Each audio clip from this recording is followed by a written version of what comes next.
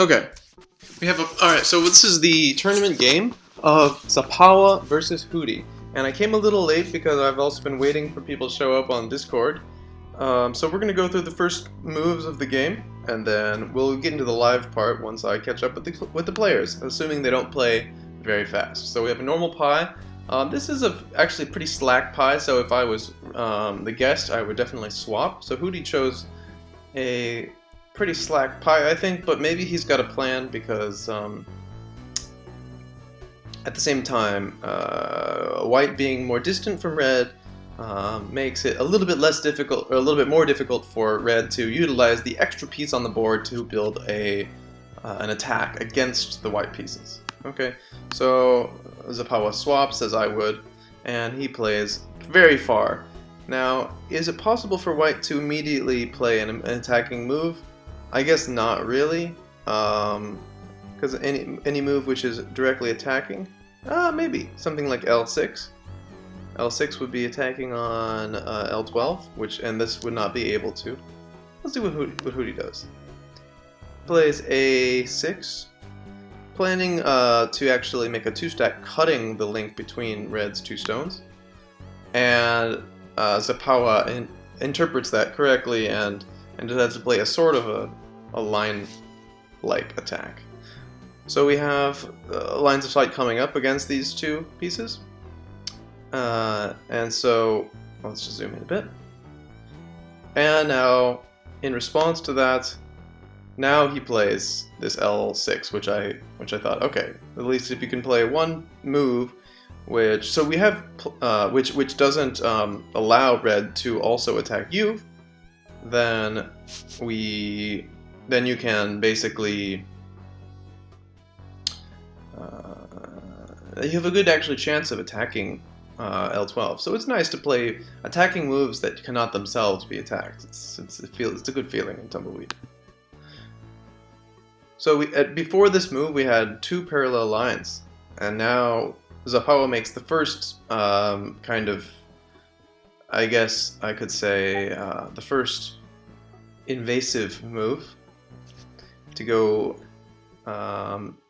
beyond the line, and that's putting two lines of sight on this one stack. Now all that white needs to do is put a third line of sight, so probably if white plays on G4, then if red captures here, it's a suicidal.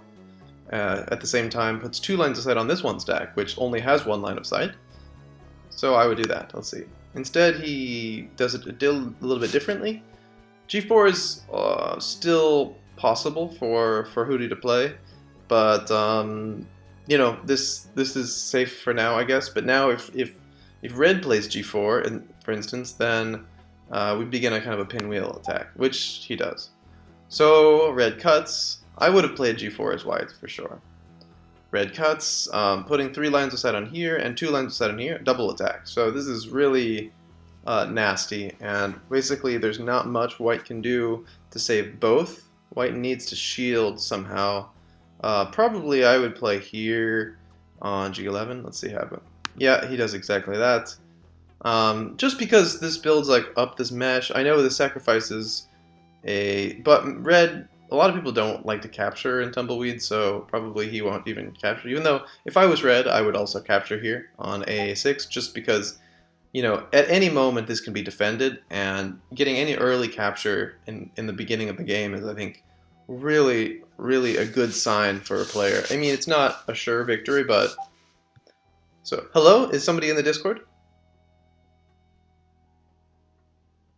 Maybe we're getting some kind of Discord sounds, people chatting. Anyway, so how does... Okay, so then red continues the pinwheel. So now Hootie has a chance to reinforce. Would I reinforce in this situation? Since it's not easy for red to exactly attack it a fourth time, I guess it is a bit painful, but I agree maybe with Hootie. Maybe instead of a reinforcement, I would just put like a shield up, but it's kind of a matter of taste, I guess. I guess I would probably put a shield up. Maybe that'd be a little bit better.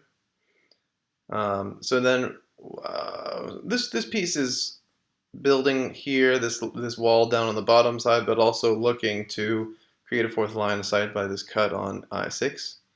So Hootie exactly plays there. So this is the kind of move that I wish Hootie did when playing. I wish Hootie played on G4 to create this attack on E4. Now he's doing it on I6 to create an attack on G4, and this is going to be difficult to defend against. So let's see what he does. Probably not enough. Not enough. Yeah, this extra line of sight here. There's only 2 lines of sight, and white has 2 lines of sight. So if the lines of sight are equal on a stack which is, less than the current number of lines of sight for both of them, then of course it's safe to take.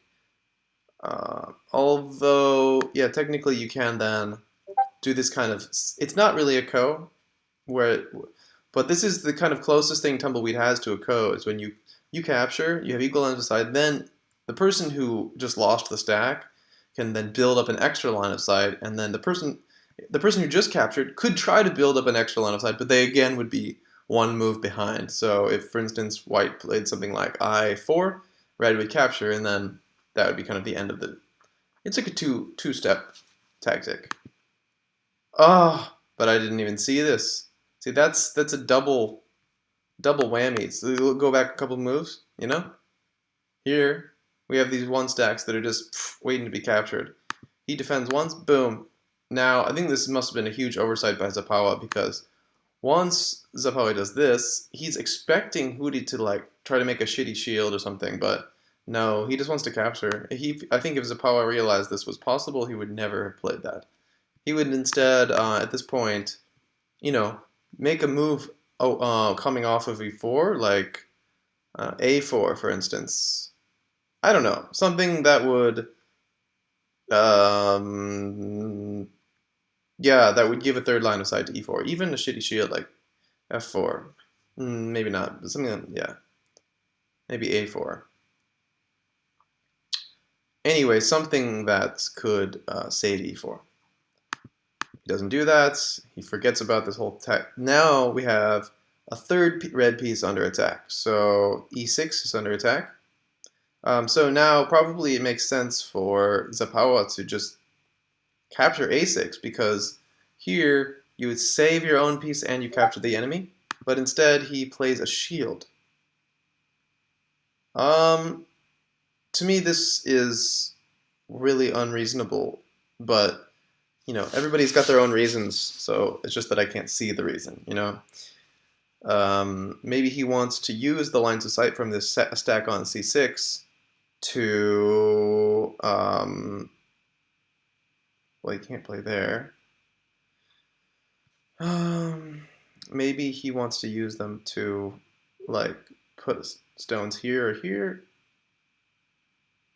But the thing is that he already had lines of sight there, so ultimately I would just capture. I've just captured. So then Hootie continues the pinwheel on this. See what happens. He has to put up another shield. Okay. He puts up another shield, and Hootie, can he continue the pinwheel even further? Not really. Not really. No. Oh, he can. Oh my god, yeah, that's right. But this is pretty easily defensible. Oh no, he doesn't. No, it's not the same thing. It's not the same thing. Ah, so he's now attacking the shield. Fine, attacking the defender, attacking the shield. I think I would have probably played at F7 instead and just continued shielding, but the idea for red is that if white captures, then red captures. And then, of course, white is safe. So he captures, and then he captures. Yep, exactly. And now Hootie plays this move. Because after red captured at this point, the attack was renewed on G4. So if we look back here, a couple turns, red controlled E4. And now, once again, red controls E4. So he actually was able to gain back his stake in the upper left hand side of the board. And if Hootie's not careful, then he would actually also regain back this capture on g4. But now he puts up his 2-stack shield. I think it looks pretty safe for now because this 2-stack only sees one enemy. And now this 2-stack sees 3 friendlies. So this move renews the threat on a6 and also makes f11 look quite squeezed, because if f11 doesn't survive, I mean, like, thing is, white can't really easily break the links between e12, g12, or l12, because white would need to make 2 stacks on any of these. And so, hello, somebody here? Hi, Hey, who is it? it's test 654. Okay, cool. Yeah, so I think I'm on move 27 right now because I came a little late. So e10. I need to just quickly get to the current state, and I'll get back to talking about to the current status of the board. So then on move 28, he plays a3. What do you think about this move?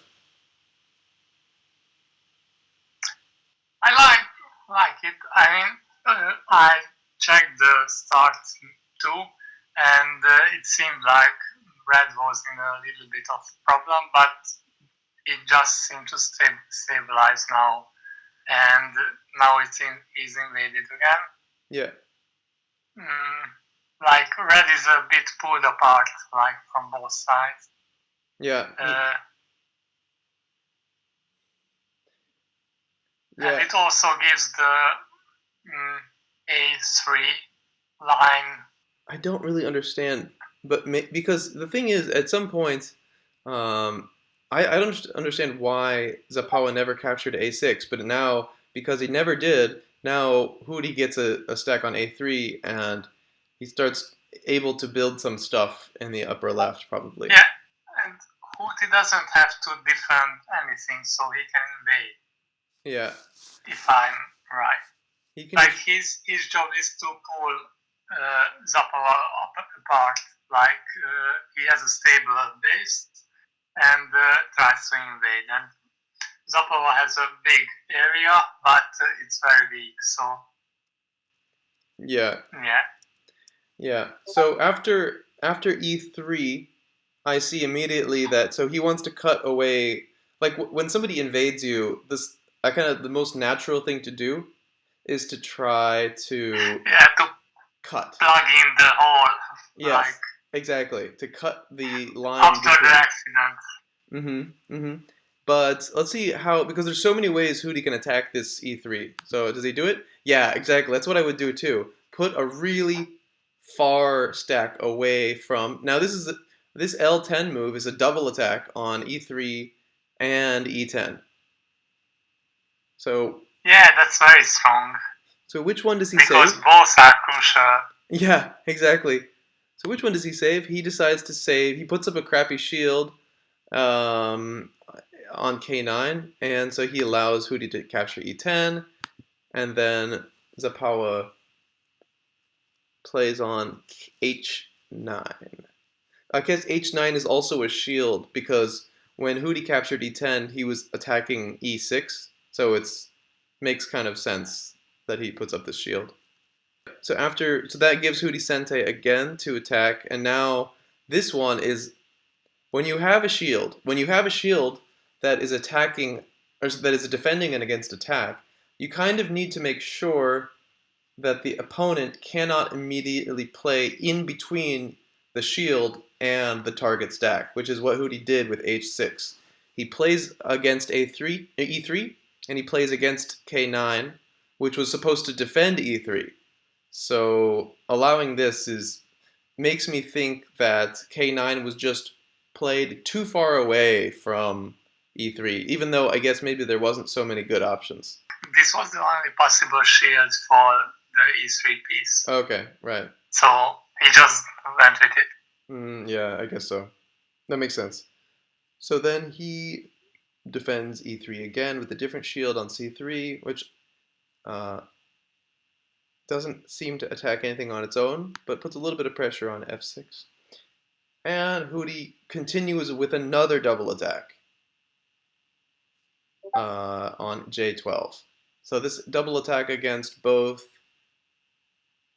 g12 and l12. So things are just getting a bit dangerous. And so I guess he defends with another shield. I kind of like this shield because with h12, because you can eventually play on h11 and start an attack against g11. I mean, and then your bottom side on the left becomes pretty strong. If I was Hootie, I would just capture on the other side at this point, l12, but he didn't do that. On 30, so he just plays f9. What does f9 do? f9. Like, f9 is an attack on c6. That's I think what's mainly. oh yeah, because it's only 2 defended. Yeah, exactly. So probably he'll defend that. No, he chooses not to defend because he has his counterattack. So g8 is a counterattack on g11. So probably, if I was Hootie, instead of capturing, I would defend g11. And so does he do that? No, he does something completely different. Oh, I think this is a mistake. Atari. What do you think about Hootie's move f7 right now in move 40? Move 40. Yeah, we're a little bit behind. What were you saying about it? So basically on move 39. So at move 38, Hootie attacked using the move f9. He attacked on c6. So then Zapawa counterattacks. And he says with g8 he'll attack on g11. And then Hootie plays f7, and he triple counterattacks against e6. So why not just capture the one stack instead? Yeah, because it would be another way to put 3 lines of sight on e6, right? Mm-hmm. I agree. So then, how does Zapawa respond? f7 is also a double attack, like. That's true. Because he gets h8 too. Yeah, he gets g8 too. Yeah. But I mean, that one can be different. But f7 also has its own benefit, like on the 7th, adding a line of sight to the 7th row. So. Yeah. Hard to say. So there's basically like so many different captures available. If I was red, I would immediately just capture g11, but instead Zapawa captures the neutral and puts his own double attack. No. Yeah, it's his own double attack on h6 and f6. Oh my. That is quite good. Maybe. Oh my god. Okay. I wish so many lines of attacks. Like if you don't know the position, then you have to spend a lot of time on it to understand.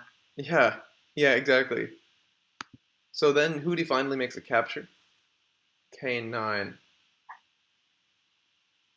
And this also is another attack on h9. And it protects the attack against h6.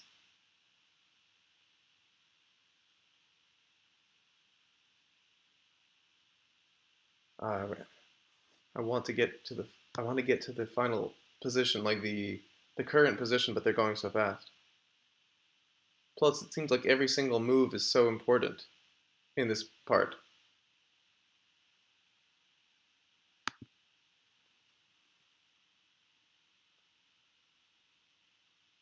So then Zapawa plays f6 captures. So f6, so Hootie defended against h6 and Zapawa took f6. So does that mean that defending against f6 also capturing f6 defends against e6, and which makes f7 look pretty dead. Oh no, because Hootie then can now take g8, which he will. Okay. And g8 feels very efficient because you're saving 2 You're capturing and also saving 2 of your own stacks at once. Right. Yeah, that is true. And also attacking H9. H9, yeah. Yeah. So how does Zapawa deal with that? Like, the big picture is like kind of a cut. Like, if you get G7, then the middle 2 red stones will be a bit silly. Yeah. If you get G7. It feels like white is in the lead to me. Oh, Thanks to that. I agree. So that O10 is played. So, does red have any captures available at that point? Instead of O10? Like, I would still maybe try to, like, just save my 1 stack on the left. I said, maybe that's too slow. If Like, you need to invade maybe. something. Mm-hmm. And so Hootie responds to O10 with I4, which puts the hammer down on G2. I mean, is there even no real way to save that stack at that point? Doesn't look like it. I don't know how much that matters, the G2 stone, so maybe it's fine to give it up. That's true. Okay, maybe I'm wrong. No, I mean, as red, I would probably do something like L14 at this point to save the L12 stone while simultaneously attacking the J12 stone. Yeah, there's a lot more potential at the bottom than at the top. Yeah, because Zapawa could technically get the whole bottom if he gets rid of that one. Yeah, that seems very big. He plays F3 captures. I mean, I guess not bad, because Hootie could have saved it. Hootie captures, and Zapawa plays this move in the corner.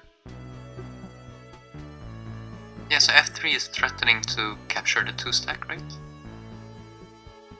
F3 is threatening to capture a 2 stack. Oh, which is why Hootie had G4. to... Okay, so then Hootie had to capture. Right. But it's quite big at least, so it makes sense. Yeah. And then we get this 08. I'm trying to think about what this move does. Oh! We got a winner. We didn't catch them. We didn't catch them. It actually always happens with Miha that he plays super fast in tournaments. I think he just always plays super fast, not only in tournaments, right? Yeah, he just plays super fast. And Hootie matches. I think Hootie also plays pretty fast. And Hootie took a little bit more time. I'm still curious. Okay, so 08. I actually don't know what happens with 08. Like, It gives you potential to play on the up right side once tax if time comes. yep, But like J3. other than that, Yeah. J3, or maybe even like a 3 stack on K8 or something, like just to be strong. I don't know. yeah. Hootie just starts capturing. Who's here? Hello. Hootie, what's up? Just pretty short game. Yeah, and you guys played super fast. It took some times, Yeah, that's true. but you're right. I mean, yeah. We were. I know on like one of the first tournaments, somebody was playing so fast that they ended up like plus 5 minutes or something. That was Miha. Yeah, I think Mihawk played fast. He also ended up with positive time this time too. Right. So There was definitely I definitely made some mistakes. But Wait, let's just get to the end of the game first before we, because I want to actually go through it with you. But right now we're at move 50. So I mean, I understand capturing 50 on 50, and then you guys Muad, are. What are you're analyzing it or what? yeah, we were trying to catch up to you guys, but then you finished the game before we reached the position, the current position. K8. Okay, actually, I actually thought I got K8 before it was played. And then L12, that kind of puts the kibosh on L14 idea.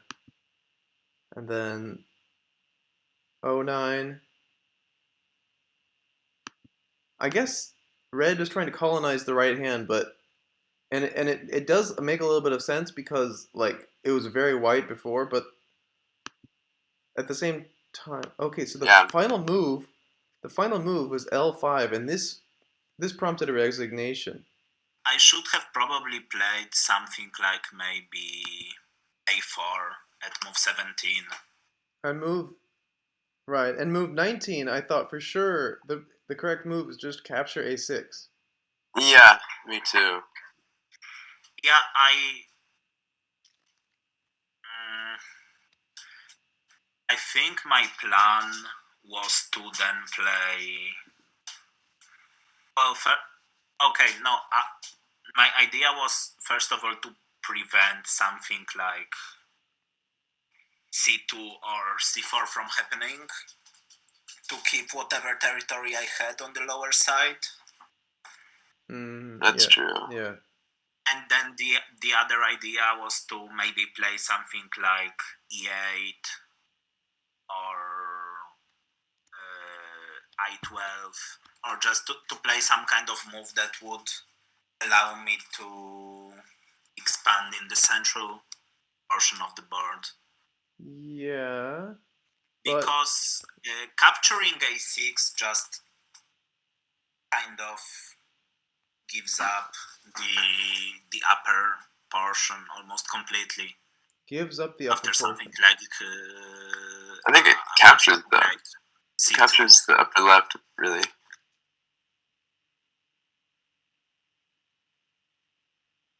Sorry?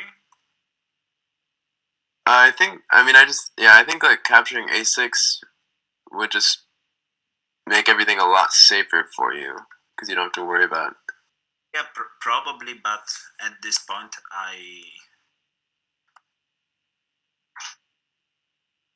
yeah, I mean, for sure, I almost kind of like C6. I think that my reasoning is that D2 was a piece that I couldn't really afford to lose. Yeah, E2. Because without it, I didn't really have like all that much influence anywhere except from the very bottom of the board, which would give me like maybe 40 something influence at best.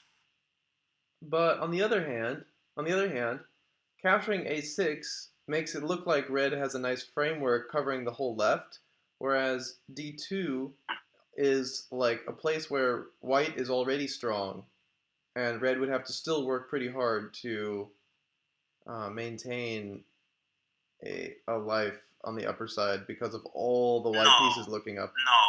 No, it's so easy. Like white then plays C2. Yeah. And getting 3 lines or getting the open lines is kind of important.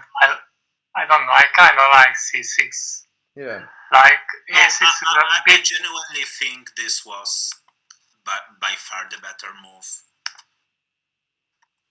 Yeah. Which one? C6. C6. I would definitely play A6 anytime.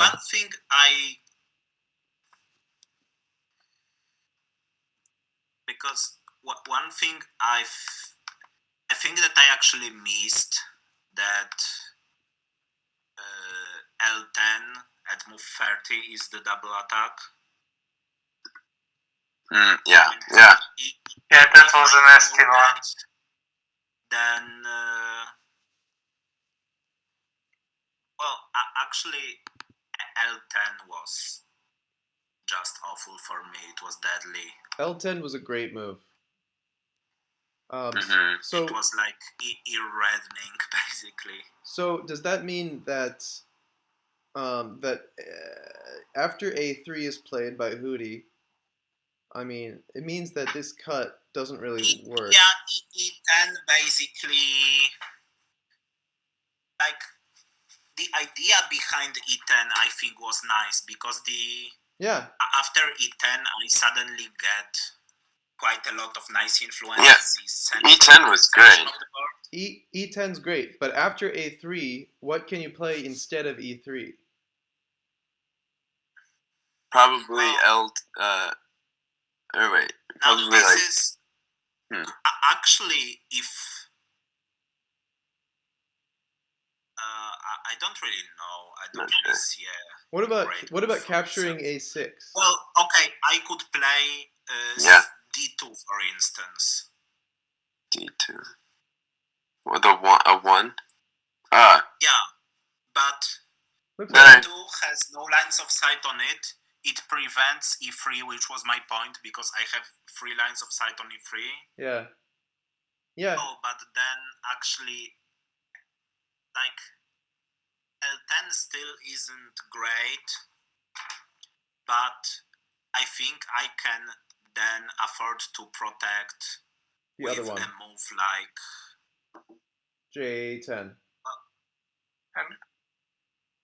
And A10. this is interesting, like very Then goal-like I can thinking that protect with a move like, for instance, A6 captures. Sure.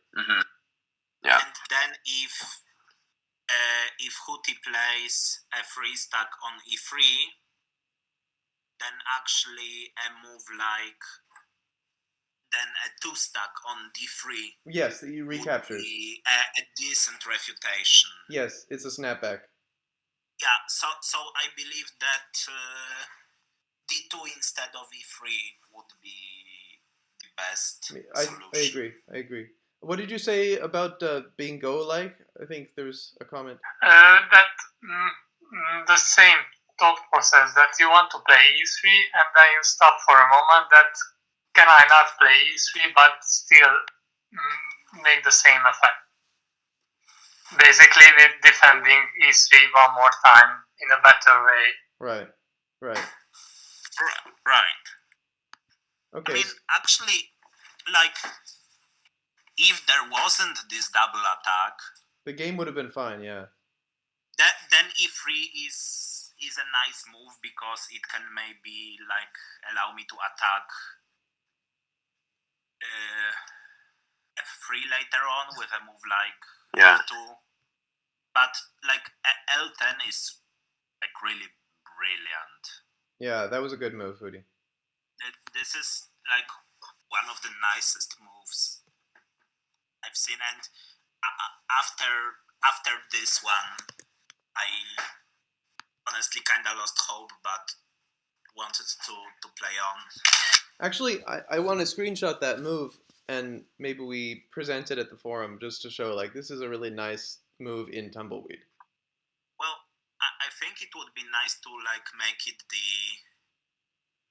because The official move of Tumbleweed. yeah, starting from A3, like the entire sequence A3, E3, L10 is worth presenting probably. Yeah. With an example of like a somewhat quiet move,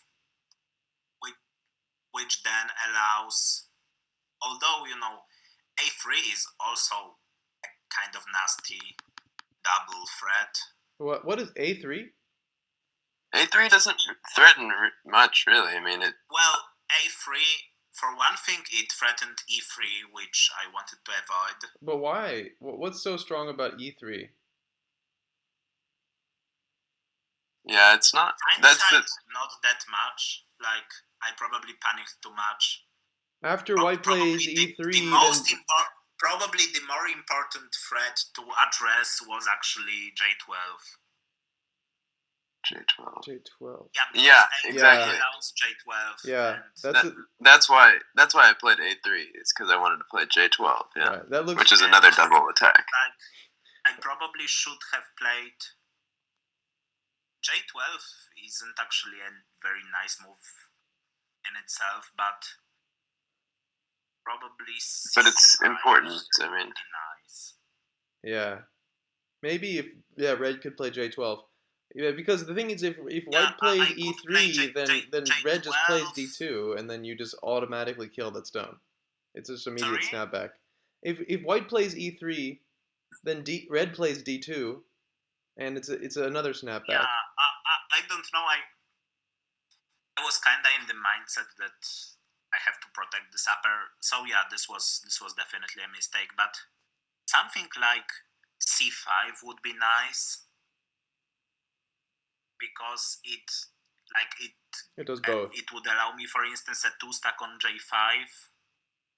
It would of course prevent J12, but allowing also H10. Like out of all the ways to prevent J12 in this position, this one is likely the most versatile. Yeah, I also like E7 for some reason. In this position in move 29, Yeah, just because. E7. Oh, E7 is also quite great. It just looks nice. Yeah, I don't know because one nice move it allows is, well, why. I don't. I didn't use any Well, concrete analysis to come up with that. I just yeah, looked at how it. one problem I have with E7 compared with C5 is that the way they interact with the G2 piece. Because C5 with G2 create a 2-stack on J5. Yeah. Then yeah. E7 with G2 create a 2-stack on L7. Yeah, both look okay. And L7 has all sorts of problems because it already has 2 lines of sight on it. But it's easily. You can wedge by playing L9. Not if I. Oh yeah, not if I play Oh, right. L9 At that first. point, I would be able to. But if you play L9 first, then it's too late. Unless Hootie plays something like J9, then, or even actually then a move like G9 would be G9 would be pretty.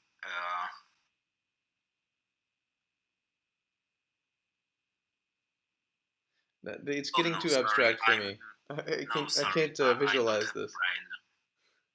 My brain is melting.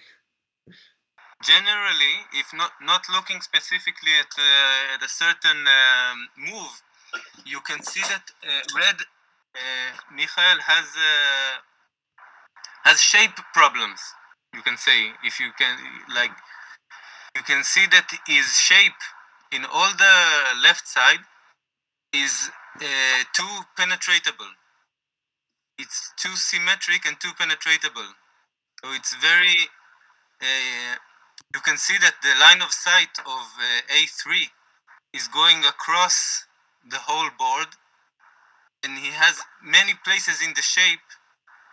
It's like he's really influencing C2, for instance, but the whole 3 line has almost. I'm looking at the move 28 now. So the whole 3 line doesn't have a strong influence on it. It's not a good shape. The top left side has no good shape because it stays on the same lines. Yep. Yes, yeah, you're right. Also, because Hootie's shape on the right side is also not great, but slightly better probably. When you use the same subgrid, then this is the problem that emerges. The individual stacks are bound to be a little bit higher number, so you get more safety for your stacks, but then you have less control in those gaps between your Exactly. It's like there is always. I saw that in Tumbleweed there is always a tension between like these crystallized shapes, like the red shape on the left side. It's like a crystal. It stays on the same line, so it supports each other very well. And shapes that are that support themselves less, but are blocking lines of sight that go through them better. Yeah.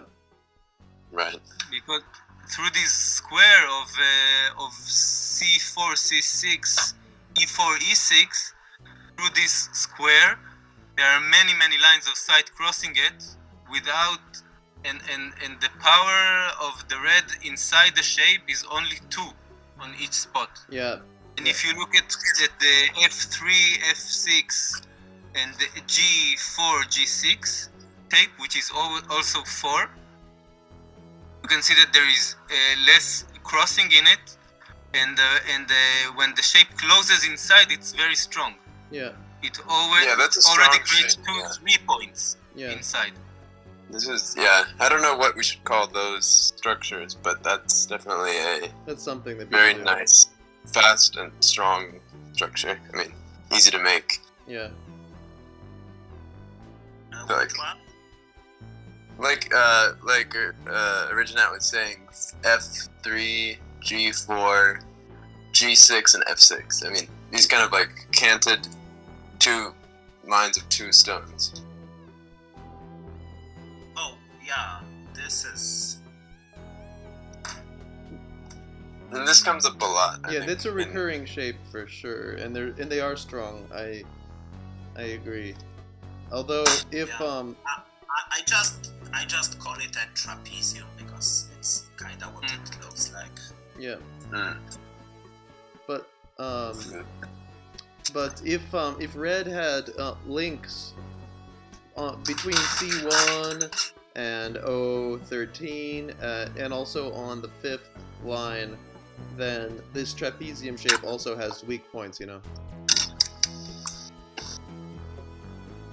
Yeah, but the idea is like it easily generates more 3s. Right. The 3s can be so basically both the diamond on the left and this kind of trapezium can block, but when white blocks versus when red blocks, when white blocks, the blocking piece will be more safe. Right. Okay. And I mean, there's definitely advantages for the crystal, the diamond structure, which is like meshing outwards more Yeah. easily. It has more actually expansion potential too. Yeah. But the trapezium is definitely an anchor point for territory. Because- So is the diamond. Yeah, this thing here. Which one did you call the diamond? Well, I used to call this a diamond on the left. This what you called a square. I mean, to me, it's like a parallelogram. It's kind of a diamond because it's I just imagine like. It's also interesting because I work in a lab with diamonds, and they're almost always square. Huh. Well, it was a good day of tournament games. Good game, Miha. Yeah, thanks, well played. Although, actually, if I get paired with Nick for the next round, I will be kinda mad. Just because, you know. Right. Well, that's how upsets go, I guess.